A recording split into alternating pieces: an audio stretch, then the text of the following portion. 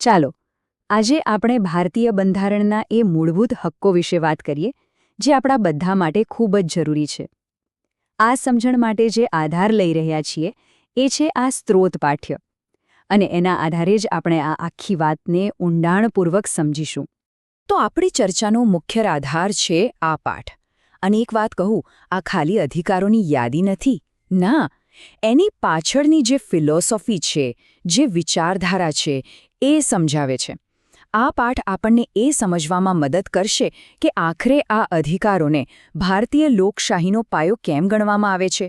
તો ચાલો શરૂ કરીએ. પણ સીધા હક્કો પર જતા પહેલાં એક મૂળભૂત વિચારને સમજવો ખૂબ જ જરૂરી છે. આ એ જ વિચાર છે જેના પર આ બધા અધિકારો ટકેલા છે. આ વિચારને સમજાવવા માટે ખબર છે, આ સ્ત્રોતમાં એક બહુ મસ્ત ઉદાહરણ આપ્યું છે. એવું કહેવાય છે કે હક અને ફરજ એ તો જાણે એક જ સિક્કાની બે બાજુઓ છે. એક હોય અને બીજી ન હોય તો ચાલે જ નહીં. બંને ભેગા મળીને જ એક નાગરિક તરીકે આપણું અસ્તિત્વ પૂરું થાય છે. તો હક અને ફરજના આ સંતુલનને મગજમાં રાખીને ચાલો હવે એ મુખ્ય અધિકારો પર નજર કરીએ જે આપણને બંધારણમાંથી મળે છે. સાચું કહું તો આ અધિકારો આપણી આઝાદીના 6 મજબૂત સ્તંભો જેવા છે. ભારતનું બંધારણ આપણને કુલ 6 મૂળભૂત અધિકારો આપે છે, અને આ દરેક અધિકાર વ્યક્તિના સર્વાંગી વિકાસ માટે ખૂબ જ જરૂરી છે. ચાલો એક પછી એક બધાને જોઈએ. સૌથી પહેલો અને સૌથી પાયાનો હક છે સમાનતાનો હક. આનો સીધો અને સરળ અર્થ એ છે કે કાયદાની નજરમાં દરેક નાગરિક સરખો છે. કોઈ ઊંચું નહીં, કોઈ નીચું નહીં.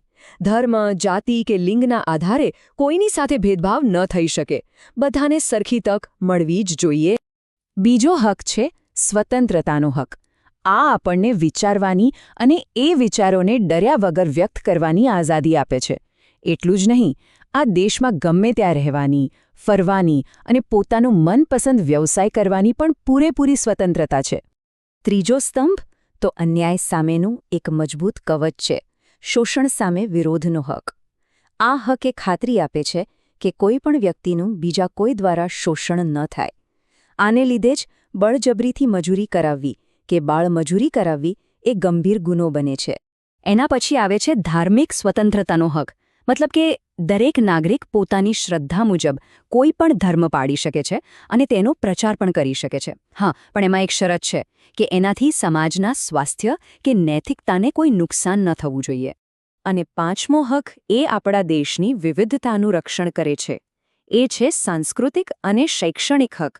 આ હક દરેક સમુદાયને પોતાની આગવી ભાષા, લિપિ અને સંસ્કૃતિને સાચવવાનો અને તેને આગળ વધારવાનો મોકો આપે છે.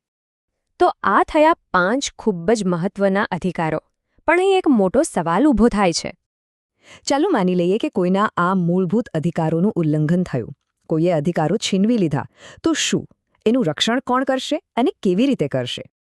આ સવાલનો જવાબ છઠ્ઠા અને કદાચ સૌથી મહત્વના હકમાં છુપાયેલો છે, બંધારણીય ઇલાજોનો હક. આ એ હક છે જે આપણને શક્તિ આપે છે કે જો આપણા કોઈ પણ મૂળભૂત હકનું ઉલ્લંઘન થાય તો આપણે સીધા જ અદાલતના દરવાજા ખખડાવી શકીએ. અને એટલે જ આ હકનું મહત્વ એટલું બધું છે કે ખુદ ડૉક્ટર B.R. આંબેડકરે એને બંધારણનો આત્મા કહ્યો હતો. અને વાત સાચી પણ છે. વિચારો, જો આ એક હક ન હોય તો બાકીના બધા હકોનો શું મતલબ? એ તો સાવ નકામા થઈ જાય. સારું, હવે અહીં એક બહુ જ રસપ્રદ વાત આવે છે, સમજવા જેવી વાત છે. આ જેટલા પણ અધિકારો છે ને એ અમર્યાદિત નથી, એની પણ એક મર્યાદા છે.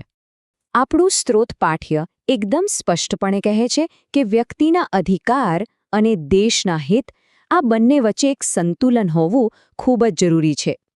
જો કોઈ વ્યક્તિ પોતાના અધિકારનો ઉપયોગ એવી રીતે કરે કે જેનાથી બીજા કોઈને, કોઈ સમુદાયને કે પછી આખા દેશને નુકસાન થતું હોય તો એવા સંજોગોમાં આ અધિકારો પર મર્યાદા મૂકી શકાય છે. એટલે કે મુખ્ય વાત વ્યક્તિગત સ્વતંત્રતા અને સમાજના ભલા વચ્ચેના એ નાજુક સંતુલનની છે. અને આ સંતુલનની વાત આપણને ફરીથી ત્યાં જ લઈ આવે છે જ્યાંથી આપણે શરૂઆત કરી હતી, સિક્કાની બે બાજુઓ. આખી ચર્ચાના અંતે એક સવાલ મનમાં રહી જાય છે.